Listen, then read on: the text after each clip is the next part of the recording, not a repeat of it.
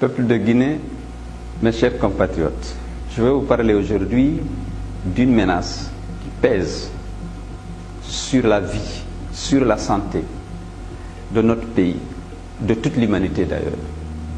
Vous l'avez sans doute suivi. Le coronavirus a fait des ravages en Chine, en Europe, aux États-Unis, dans ces grandes puissances qui disposent des plus grands hôpitaux, des sommités intellectuelles, des grands laboratoires. On n'arrive pas à arrêter la propagation de ce virus. Il y a eu déjà beaucoup de morts, comme vous l'avez su. En Afrique, et en Guinée particulièrement, nous n'avons pas les mêmes capacités que ces pays. Nous avons notre système sanitaire et hospitalier très fragile et très précaire. Nous n'avons pas les mêmes laboratoires, les mêmes centres de recherche, les mêmes sommités intellectuelles. Nous devons compenser ces faiblesses à travers des comportements efficaces dans la lutte contre la propagation du virus. Nous devons respecter rigoureusement les conseils donnés par l'Organisation mondiale de la santé. Il faut se laver régulièrement les mains avec de l'eau et du savon. Il faut éviter de porter ses mains sur le visage, notamment sur les yeux, sur le nez ou sur la bouche.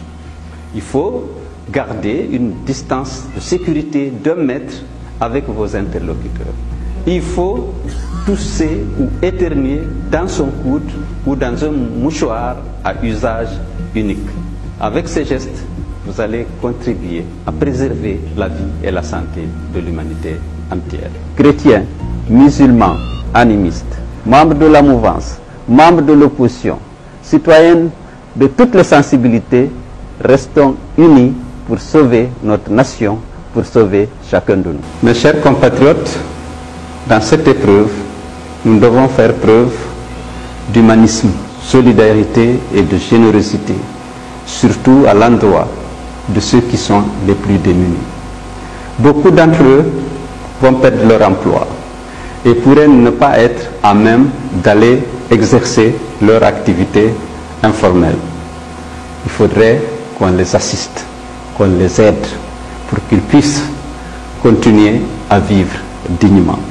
Nous comptons sur les uns et sur les autres.